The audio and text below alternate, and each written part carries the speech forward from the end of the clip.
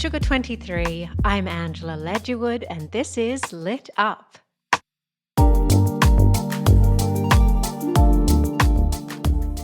I have been waiting to speak to Max Porter again since 2016, when I was lucky enough to interview him about his breakout, totally bizarre and wacky and beautiful novel, Grief is the Thing with Feathers. That book completely knocked the wind out of me because it was shocking in the way it used language and poetry and then called itself a novel. And that is what Max's work is like. His second novel, Lanny, was similarly just bold and kind of crazy. His third novel, Shy, is the story of a few strange hours in the life of a troubled teenage boy. And it goes back to familiar territory that Max is obsessed with, like childhood and adolescence and how to be a young man and loss and grief and really getting inside the psyche of a young person's mind. Now, all of this might sound heavy, but as you will hear, Max just has a warmth and charisma that really is unmatched. And he can also talk about the lighter things in life, like the pleasures of discovering fragrant shower gels and his new obsession, Japanese socks. I really hope you love this episode because I have waited 7 years to talk to him again. Enjoy.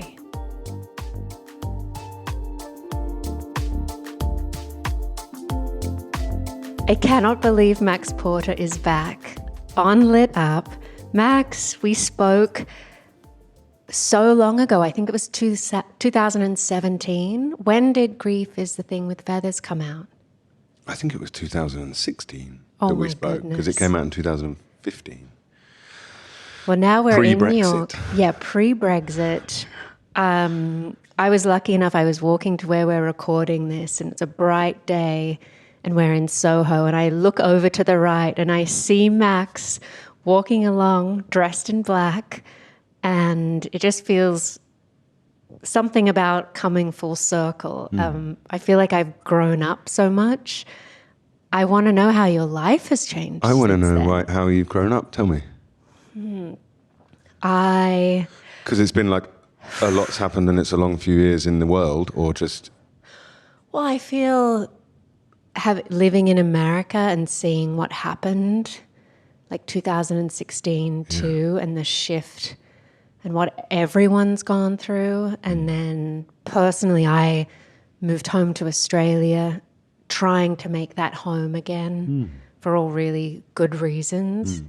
And then was drawn back to New York, kind of with a job that felt exciting and like it would be a regret if I didn't come back. I'm engaged. Oh, how lovely. Congratulations. Yes. Yeah. And I know when we first met, it was your first book. And I think we had the conversation before it even came out. So I was so lucky to have you before the chaos. Yeah. And fresh and clueless. And the praise and all of those things that your work always feels so primal and like guttural. And I felt so lucky to speak to you about it before the world put their thoughts onto it. Totally. I look back with how are you? Well, I look back at that time with some nostalgic warmth now. You know, or I sort of pack it into the way I think about things now, because actually that moment when I was told, you know, that book, they paid me like £1,000 for it. And they said it'll sell 600 copies and don't worry about translation rights because that's very unlikely with a book like this. And actually that's how to think about the book. So to think of yourself as a success in any way is so corrupting and so, it's so corrosive and unhealthy and for a million different reasons, that actually that freshness of just like, oh, I've written something which to me feels guttural and alive and has an energy on the page, and not think about who the readership for it might be or what I might have to give up my job or anything like that, to be in that sort of dazed moment with the language and with the proposition of it, to meet readers and be like, does it relate to anything else? All that kind of stuff that comes later, which is sort of algorithmic thinking or marketing materials or promotion activity. Like, I guess I was just before that in a kind of accidental glow of having written something that was meeting people. And yeah, so I sort of cherish that moment. I try and recreate it every time if I can.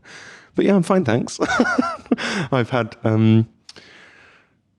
it's been a really, really grotesque time in the UK, as it has elsewhere. But my children are well. They've grown into these extraordinarily beautiful, emotionally intelligent, funny, complex people. And 3 boys. 3 boys, yeah. And now we have a dog called Happy. And we got him a year and a half ago, and he was really hard work for a little while. And now it's just like a source of incredible joy and has taught me a lot. Actually, maybe we'll get onto this because some of it's in Shy, but he's taught me a lot about communication and patience and the non-human. Like, I thought I was a good communicator, but of course I wasn't. I was just nifty with the tricks of language and care and compassion, or whatever it is, emotional bartering with other human beings. And actually, I'm not good at communicating when you say language out, and I'm not very patient. And that's been really amazing for me. So now I'm a dog person, not other people's dogs. I want one of those T-shirts that says, "Just because I have a dog doesn't mean I give a shit about your dogs." People stop and tell you everything about little Ludo's operation, and I'm like, I don't care. Parents do the same, of course. Anyway, yeah, so I'm good. And then I've had a really clarifying few weeks because Shy came out in the UK and got, at the very beginning, a really vicious hatchet job. Like, someone really attacked me and the work. And my work has always been divisive. Some people, if you hate my work, you really hate it. But it was such an amazing and productive and generative thing to happen early on, because I had to do the painful thinking and the kind of mindful thinking early on about, don't publish books if you don't like to be criticized. That's a madness. But also, what are you feeling? What are you deciding to feel in this life?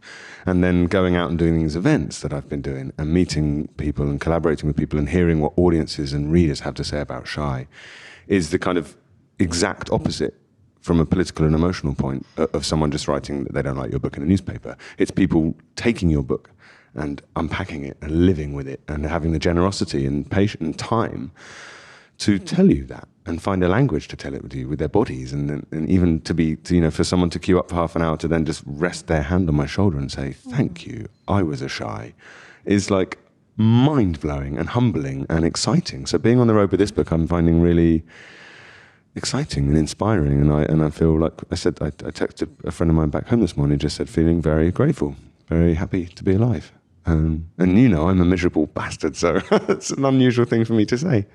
Well, that's wonderful. So yeah, the answer is I'm fine, I'm good. That's great. I mean, I'm going to go somewhere dark right away because I heard you on another brilliant podcast talking about how you're obsessed with a death drive, and that you have a death drive, an interest in death, and it's kind of throughout all your work. But then obviously the other side of that is what you've just said. I'm alive. And I feel like your characters all have to grapple with that. Do I want to be here? Some have lost hugely important people in their lives, but it's always a look at, do I want to be here? How do I be here in the world?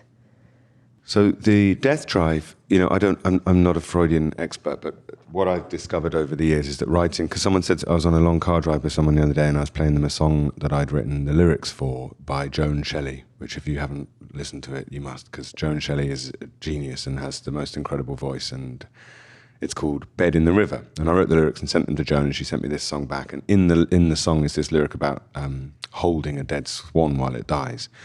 And the friend that was driving me was like, why do you kill all these animals? There's so many dead animals in your books. Or not even dead animals, but, brought back to life animals or reanimated animals. And the body of the dead thing is the gift, right? That we, as living things, can learn from. And I just think my books are all sort of concerned with turning the death drive into a life energy, into a ecstatic gratitude of some kind, but not in a kind of unexamined It's great, but in an examined, it's great. It's very, very difficult, and that's what is great.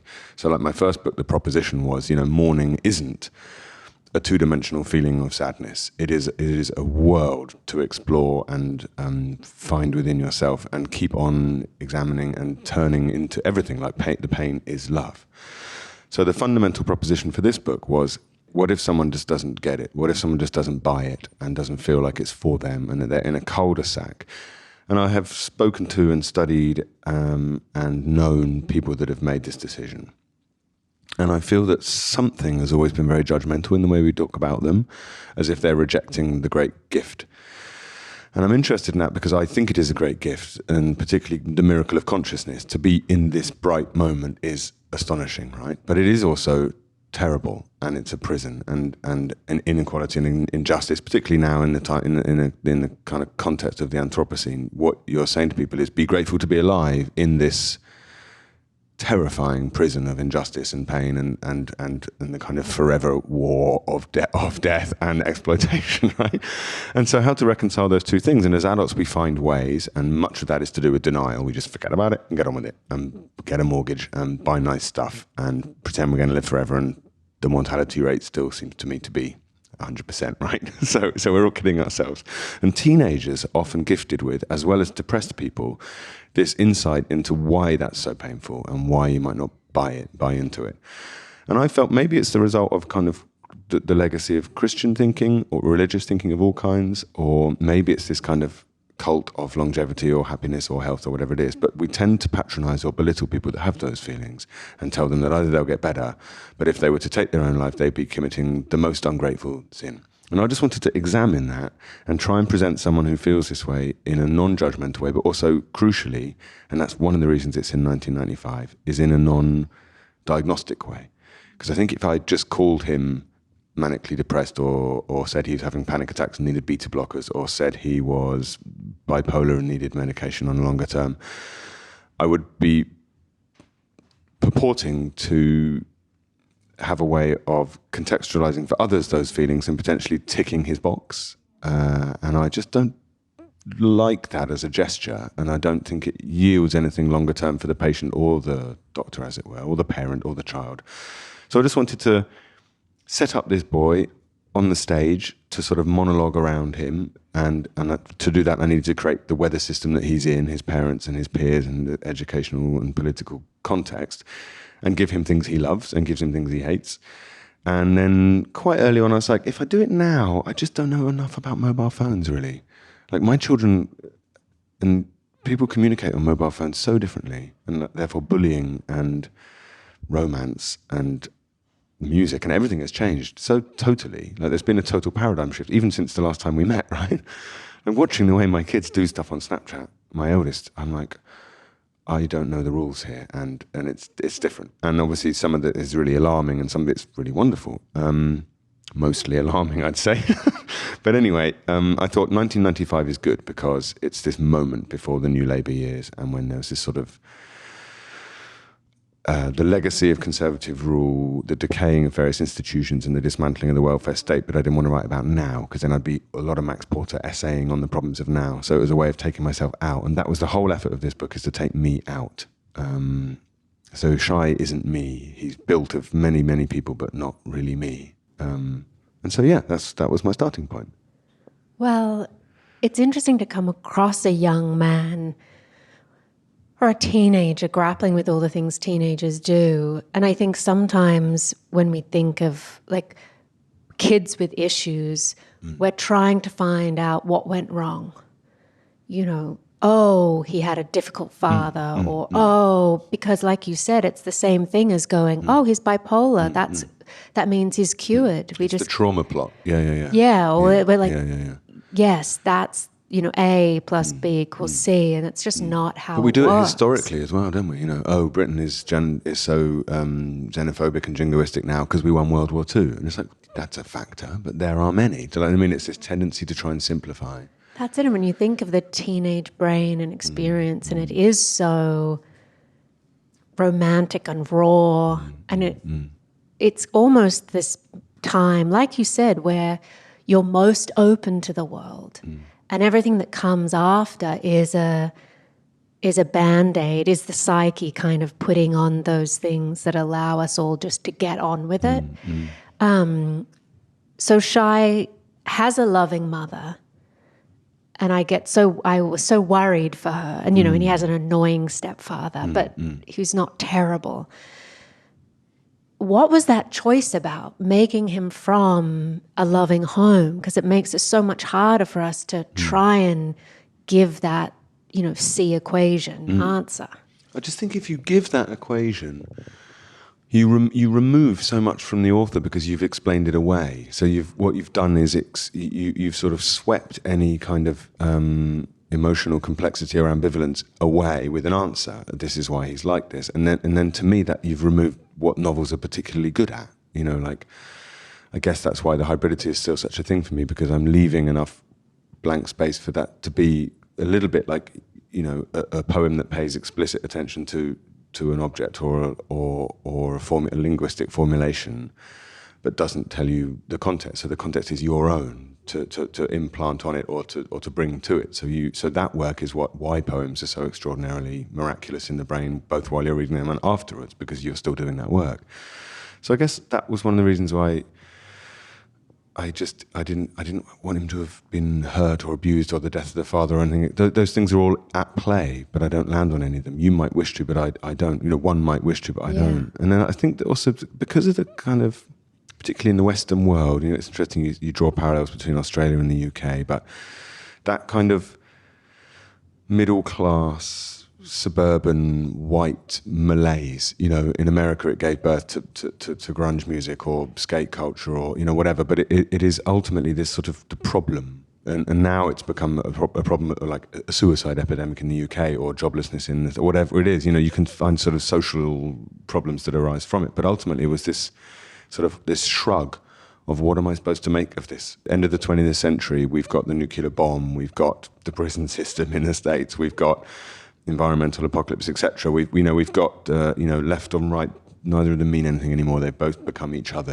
This sort of, I guess, the existential challenge of being a teenager anyway, but also a privileged one who is drenched in shame from the minute they first speak. Every utterance is drenched in complicity, right? So what does that mean? You don't spring out of bed, right? You shrug and say, what am I supposed to do with this? Or you self-harm.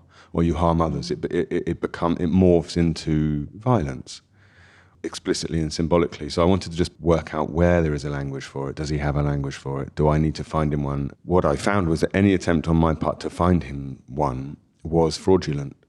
It became the language of psychotherapy or education and became me. So I just had to keep on taking myself out and let him try and speak, or let the language completely collapse around him and just be pure, what have I done? Or pure hurt, or just noise, just grating noise in his head.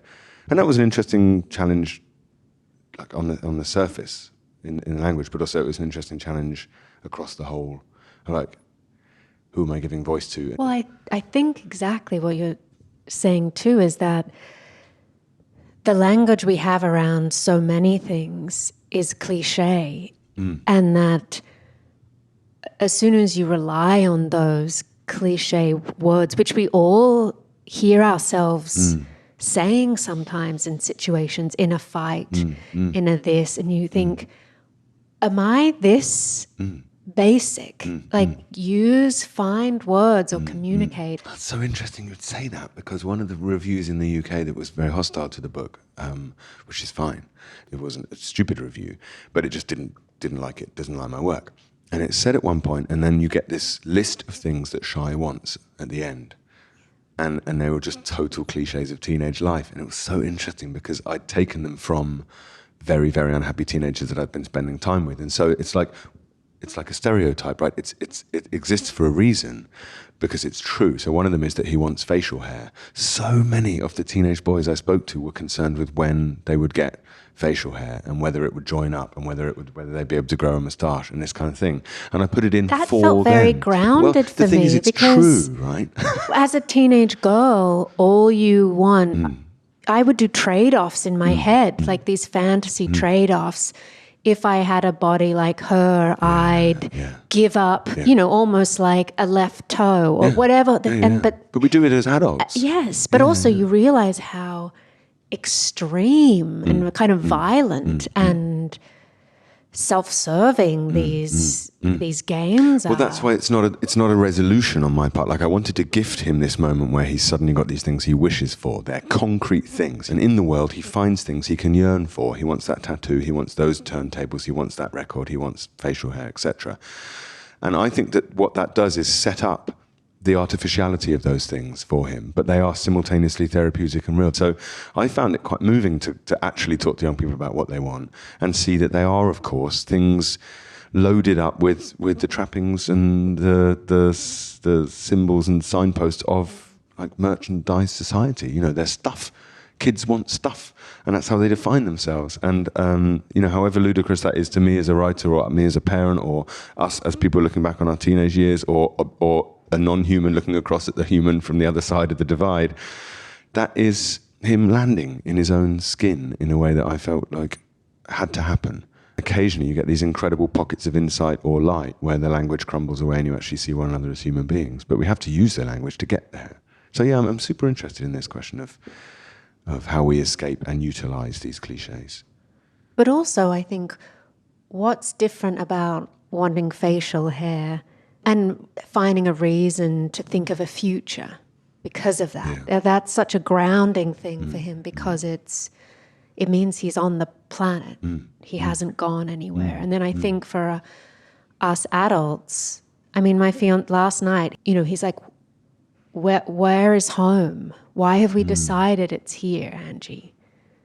I don't understand. And I was like, you said, well, like my houseplants. Yeah. Well, and then I think I literally, it's like, what's going to ground you right now? Go and stand outside and look at plants that are with us. Like, what will tether you? There's no rhyme or reason. I don't know. We chose this place. Often I have these discussions with him because he's like, I'm just making up meaning for this life. It's all made up, Angie. And He's right. It's true. Yeah. I don't dwell there because I'm like, where does that get me? I love that crossroads, or that sort of fork. I mean, that's where Shy comes from, really, is that point at which despair and deep, deep joy, kinship, hope, etc., the kind of things that we're trying to interrogate as novelists all the time. It's where those two things, you realize they're not divergent paths. They are woven together. So actually in that moment of where is home, you realize you, of course, are on the edge of the great epiphany that it's just in you. And then, of course, you go and hug the people you love, or you look up at the sky and realize that it's extraordinary, or you hear birds. Like, so that, I guess that he's doing himself an enormous and I think quite compassionate favor by having those feelings. And if you were to just describe those feelings as bad or unhealthy or pointless or a kind of emotional cul-de-sac of any way, then you deny yourself the opportunity to get to the place that's connected to it, which is that it's here, And that's all I wanted to do for Shy, really. And, that's why the book opens up with that thing of his teacher saying to him, this flint is 60 million years old. Because that's a really, really incredible thing. That I can just walk out onto the street, maybe not in Soho, but I can walk out onto the street in most places and just pick up a rock and be confronted with the total extraordinary shortness of human life and the incredible depth of geological deep time, and that be profoundly terrifying and make me feel like I might as well just jump off the bridge, but also really, really clarifying and cathartic and make me realize that I've just got to run and say to my Angie, this is home, this is what we've chosen. And if this all falls down and breaks apart, then that's okay, because this moment that we had with our bodies together was enough. It is enough. Like, I wrote a monologue for the actor Cillian Murphy last year, and it finishes with those words, it is enough. He realizes that all his apologies, all his shame on behalf of himself and others and all men and all human beings at a species level are all a thank you. That's what they are. They're just him formulating an okayness with himself as here briefly. And that's enough. I think the last 20 years, so much, there's been so much movements forward in terms of acceptance of the self and you are enough. But it still doesn't seem to penetrate. It's very hard. Something I heard Caitlin Moran say, who I just adore, and I think she had a daughter who was quite suicidal, and I'm not speaking out of turn because she has spoken about this, and she felt so powerless as, the feminist of the UK with all the answers, particularly for women. And she revealed that she felt that, we don't show young people that it's great to be an adult, that there's so much joy in the human experience in middle age or as a parent. It's funny because we now have more language about mental health than ever before. We've made, as you say, extraordinary breakthroughs. Listen to my mum, for example, talking about how her parents dealt with the death of her first child. Like, they were practically Victorian. They just didn't have a vocabulary for that kind of pain. They were like, move on, put the cot in the attic, never mention her name, move on, So the world has changed so profoundly, but we've got more young people suffering from mental health issues than ever before. And one of the reasons I think is this, as you say, is because what we're telling them they've got to look forward to, or what we're, even like, what is our language around the menopause? What is our language around aging? What is our language about retirement? And these are all like economically determined ideas of a steady decline or a loss or a failure or, or a collapse, plus the planetary stuff, plus the kind of, we've come to the end of the line of various ideas we had about freedom of movement or hope or collaboration, etc. And what we do, I think, even accidentally or even in ways that we're really unaware of, or we do it subconsciously, is put this pressure of hope or progress on young people and just say, well, we fucked it, so you'll be okay. You'll come up with an idea. Whereas what we might say is, how does it feel like it's broken? Tell me how it is broken for you, because we don't have a vocabulary. Our vocabulary is obviously not fit for purpose. You know what's interesting? I was drawn last night to open this book called The Theatre of War, and it's about using what Greek tragedy can teach us now. And it made me think of your books, because, the guy that wrote it often will go into correctional facilities, work with teenagers, community groups, theatre groups, and they will pick a Greek tragedy that kind of fits whatever the crisis is happening in. A lot of times it's within the military. And it was interesting how one of the soldiers, after watching one of the plays, was, they asked, why did we do this? And he just said, because it's true. Yeah. It's a cathartic experience for people. And that feels important. I love that why do we do this? Again and again and again. I've got a 2,000-year-old text in front of me that is about misogyny or violence against women, the same thing, or, as you say, the trauma of war or corruption and tendency for human beings to slide towards self-enrichment as opposed to the greater good. And then you see it just like this line through civilizations, through humanity, in every single different language and context and cultural specificity in the world. You see this common wealth, which is our stories, which point to the same things again and again and again and again. So the question that young people ask me when I take Shy and do workshops with young people, I'm doing one next week in a prison. It's going to be interesting because we're going to do notions of apology. And when I did that last time with some young people in Birmingham, they were just like, a lot of them said, I don't feel like I should apologize for anything. Like, I've made really terrible mistakes and fucked a lot of stuff up, and I would be deemed to be society's bad thing, but I'm not going to apologize. I think I'm owed a huge apology for the space that I was born in and the land, and the literal physical structure of the house I was born in and the streets I lived in. I'm owed an apology because it wasn't good enough. And I just think that's right. That's where those spaces are so incredibly interesting. I think like one of the things that's so fresh about the old, the Greek tragedies and how they are such incredible tools for play and education in those settings is that morally they're not stuck.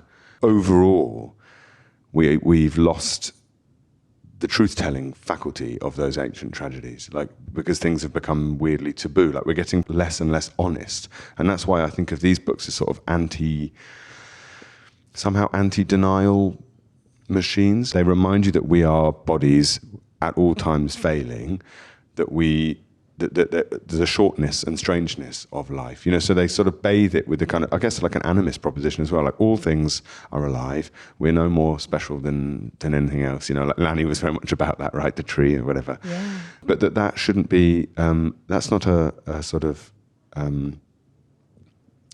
escapist mentality. That's not a hippie mentality. I'm not withdrawing from modern life so as to have that opinion. I'm wanting to have that opinion in modern life because I think it's healthier than just blindly obeying this sort of the smallness of this channel. And it's just a way of questioning it from a non-judgmental point of view, questioning it whilst forgiving it. Like, I've been really interested in forgiveness.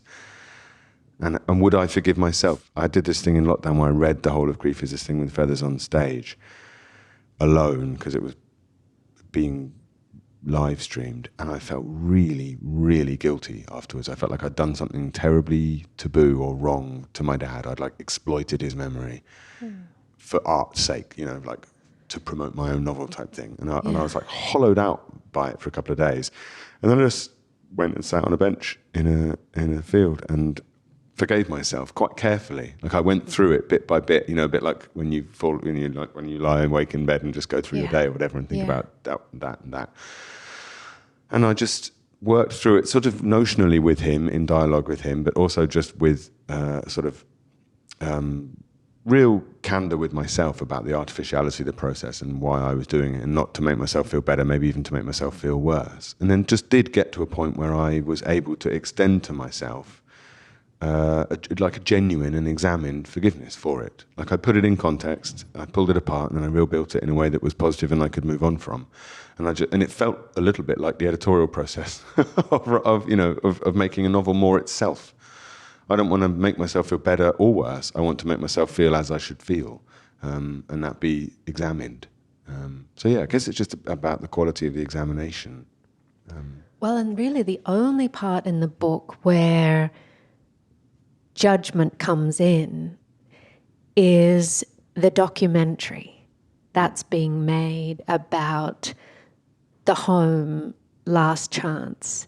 And I found it so interesting. We get these glimpses of the voiceover of what an investigative, documentary version of looking inside a boy's home in 1995 would have been, and tell us about those two sides. There's the looking at these boys as, this is their last great hope, or that kind of conservative voice that's very condemning. One of the things that came out of doing a lot of mentoring in the lockdowns, I took on loads of mentees and I loved it. It's totally changed my life. And very often I would say to them, just change. At that point when a writer is stuck and you just encourage them to, I would always say, change your directorial viewpoint. And I don't mean like literally think of yourself as somebody different shooting the scene from a different point, but try it. Like, have a go at moving around a thing and seeing it from another point of view. So even this kind of tendency to remix the myths, right? Even tell the Iliad from Patroclus's point of view, or the death of the death of Hector from the walls of Troy rather from the Greek ships or whatever. Like, that kind of play, I think, is really generative, and it doesn't necessarily need to be corny. And so one of the things I kept on doing is thinking about who is looking at Shai and how does Shai define himself? Does he have a language to define himself? And if not, am I just going to write about him from my point of view?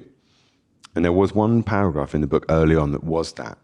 I said, he'd felt bad about this thing, and it was such a dud. It was like a sort of social realist novel. It was really corny and actually I think undercut the whole thing. Anyway, I I like the idea that you have built into the already artificial eye of the novelist the polyphonic operation, right? So he's all the time being bombarded with how everyone thinks about him. And then that's a language thing, right? So his friends are very vicious, but it's a form of kindness. His teacher's very kind, but it's a form of cruelty. His parents are very earnest, but it's a form of ignorance. You know, like all the time us being really highly attuned to the failures of the individual languages. And then I thought actually it'd be really interesting to have this documentary, because I'm really into the way that reportage slices into, you know, especially in a post podcast world now, and narrative nonfiction, and like how do we tell stories, and how many nonfiction books, you know, this is a publisher now, right? How many nonfiction books are utilizing the tools of the novel, and vice versa? As you say, they are either society's terrible failures or the real potential for progressive educational reform, and they are both. And I'm super into this idea of bothness all the time. Yes. So yeah, I was interested in doing that. And I'm glad because I only do it in just three little tiny bits, but people have picked up on it as a kind of fundamental aspect of Shai's, because, you know, I'm very obsessed with forests, but the nutrient base, it's very important that it's being watched by someone. I also think it changes think that things. period of time, like I just remember being a teenager and watching that type of reportage on like public television that felt really important. Yeah. And it changed the way people thought about institutions. And it was a time too where everyone still watched the same thing on the telly. Yeah. So you would all watch that thing about the guy going into a prison. Exactly. Yeah, that's right. Yeah. And it kind of would collectively really make an impact.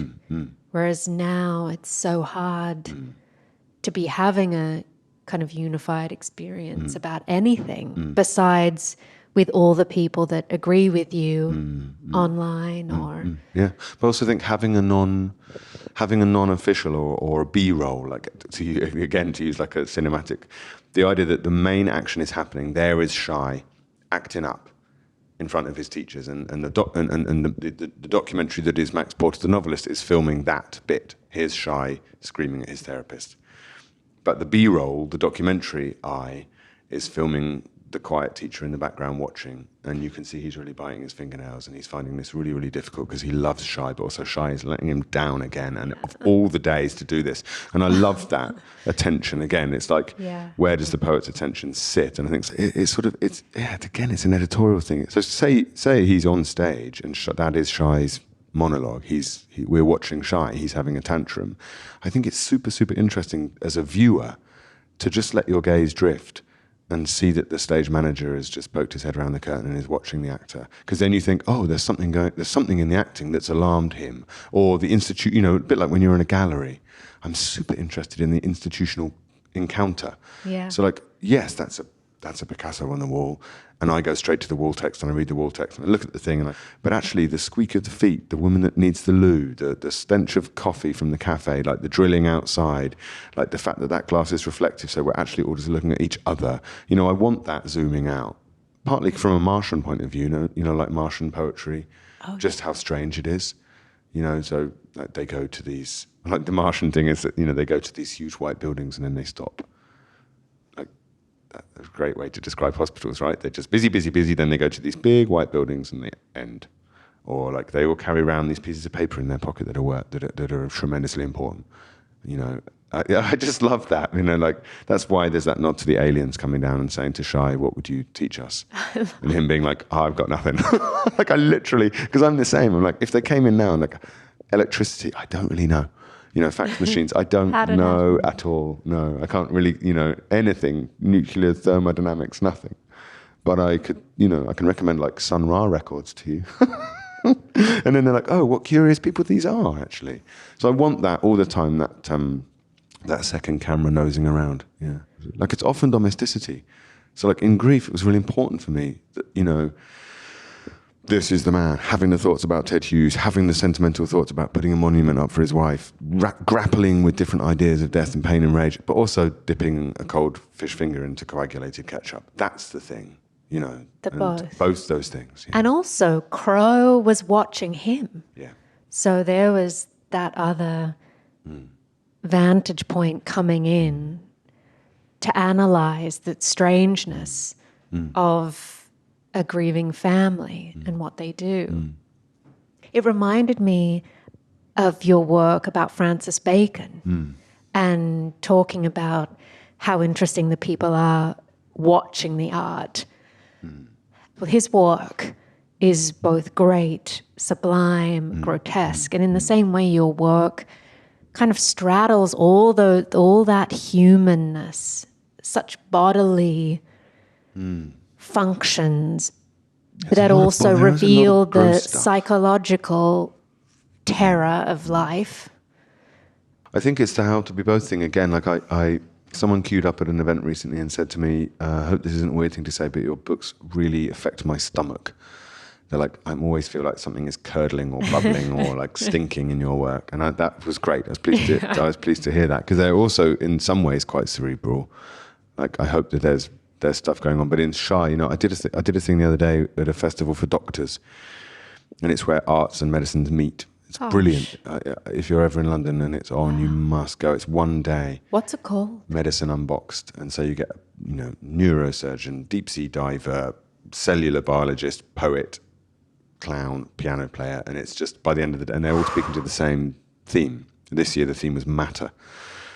And one of the, I sort of unpacked Shy, so I sort of said, here's this teenage boy standing in the middle of the night, and then I sort of splayed him out across time. So he's simultaneously his great-grandfather, he's the disease that'll kill him, he's, you know. But one of the things I said early on was this is gross, right? Sorry, listeners. I said he's got skid marks in his pants because he doesn't wipe his bum properly. And that's partly from having teenage boys, but also partly as like this question of that's too much information, but that's our job, right? We need as much information as we can possibly get. And if we censor the information I'm giving you about this boy because it's disgusting, we don't want to think about teenage boys' bums, then I'm not giving you the whole teenage boy, and I'm robbing from the teenage boy precisely the thing that's actually occupying him. Like it's the stress, the thing. So this question of the oversharing or the kind of my compulsion towards bodily honesty is just this desperate attempt not to, because I speak to enough palliative care doctors to say that that's what they're unblocking at the end, is this unbelievable anxiety about the body. And what they're doing is saying, you know, and this huge, colossal, industrially determined ignorance about what happens when we die. Because we're all just pretending it doesn't happen, and no one will tell us. And what they do is go, the best palliative care doctors will touch you, because touch is such an important thing. It's like midwives saying how it's going to be, you know. Like, I remember, again, so many poo stories when I come on the podcast. But this question of someone being deeply, deeply, deeply ashamed, our midwife saying, you might poo. You're pushing out a baby, so of course you might do a poo. And a woman saying, I refuse. Someone had said that I'd rather have a cesarean than poo. And they're like, come on, this is a body, a new body is going to come ripping out of you with a load of blood and gunk and it's going to be fantastic. Don't worry about doing a poo. But this woman was so upset because of the taboo around poo. Like, that's so insane. Like, we all do it twice a day.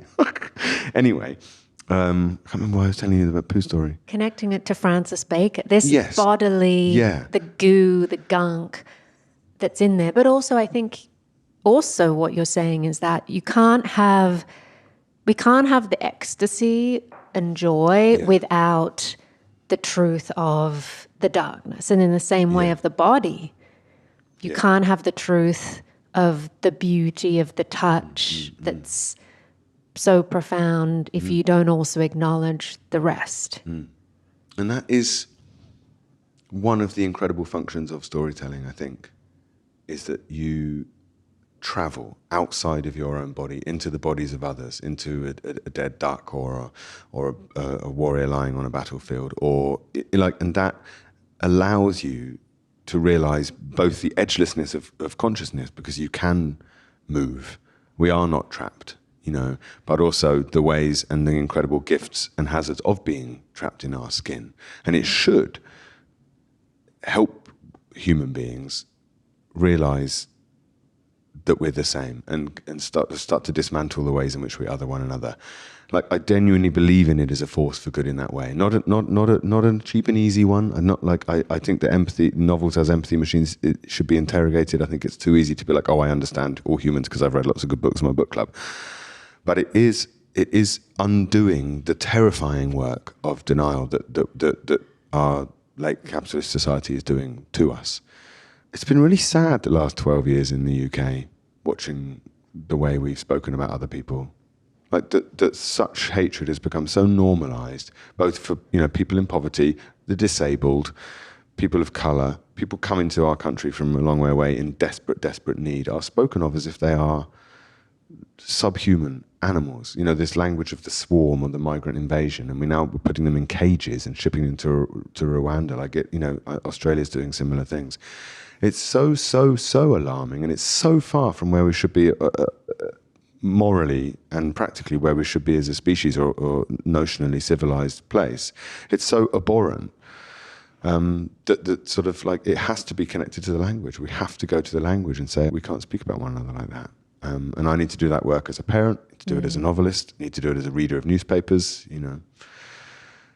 because otherwise we can't row back. We can't go back. Yeah, there's so far to regain. Even a sense of humility about each other is eroding. Now, Max, I have to let you go. So I want to ask you one more question. And I'll give a short, non-rambling answer. This is the problem with flying to New York and then being asked really intelligent questions is I just go, ooh, and then talk for 25 minutes. It's brilliant. You're too polite. I don't you should want have just to. been like, shut up, give me an answer. I don't want to, but I know you have a whole New York. I'm really hoping this question is about what I think it's about. I don't know. Is it about shower gel? Oh my gosh, remember that? But what I feel about shower gel in 2016, I now feel about socks.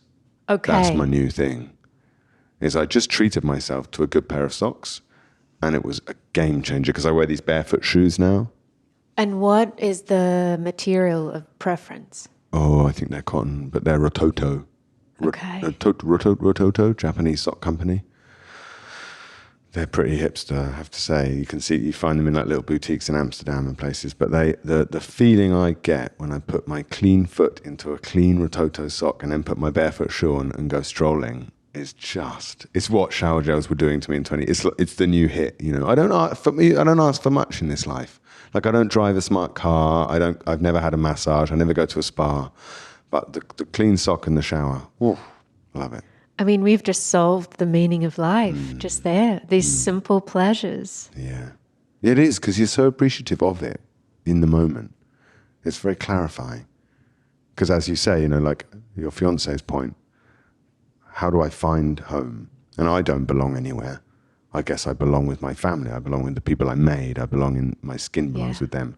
But actually those moments of deep, deep appreciation of a glass of water or a comfortable sock. It's not a lot, but the idea of luxury, like I really like a simple luxury. That thing of never taking water that comes out of a tap for granted, because it's just mind blowing, isn't it? And it's so refreshing. And that kind of childlike joy at being hydrated when you've been dehydrated. I love that. I love capturing those moments because I get them with books as well. Like I just have this sort of I just went to the bookshop this morning and bought this little tiny New Directions edition of an Agatha Christie book. And I got it out of the shop, took it out of the paper bag, put it to my face, smelt it, rubbed it, saw that it was good value, saw that the design was good. And I was just like skipping off down the road. Anyway, your actual last question.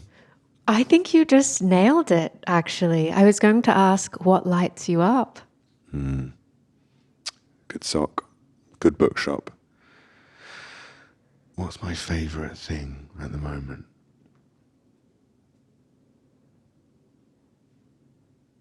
I have a stone collection. And like the early page in Shy where the teacher says to them that the flint is 60 million years old, because I collect like Pez machines and Japanese toys and I collect all sorts of weird shit. But my stone collection is really precious. And I have in my stone collection a piece of Lewisian gneiss. I think it's pronounced gneiss, G-N-E-I-S-S. And I read a book last year that told me that it's one of the oldest rocks. It's 30,000 million years old. What? And so my favourite thing to do at the moment, when everyone's out in the daytime, I'm supposed to be working from home, And I've been super busy, so I've been enjoying these moments. There's a moment in the day when the light comes straight into my living room, and I go up and I take Happy the puppy, and we sit up, and I have Happy in one hand, and I'm just tickling he's got a little Mohican that the groomer did as a joke, and we kept it because it looked so sweet. So I just tickle his head, and he loves it, and he smiles, and the soft hair. And in the other hand, I hold my 30,000 million year old rock, and just bliss out on that strangeness and that excitement. Thank you. That is the most beautiful way to end. Thank you for this chat, Max. Thank you for having me again. I'll see you in another... I'm here. 5 years, I'm coming. 6 my years. next novel, if I do another novel, it's going to be seriously different. So I have to start all over again. Okay. Shake it up. I'm starting again. Okay. Thank you so much. Thanks, Angie. Lit Up is a podcast from Sugar 23. It's hosted by me, Angela Ledgewood, and is produced by Liam Billingham. Olivia Allmeyer is the marketing and editorial consultant. Mike Mayer and Michael Sugar are the executive producers. Andrei Radovsky wrote the theme music. See you in 2 weeks.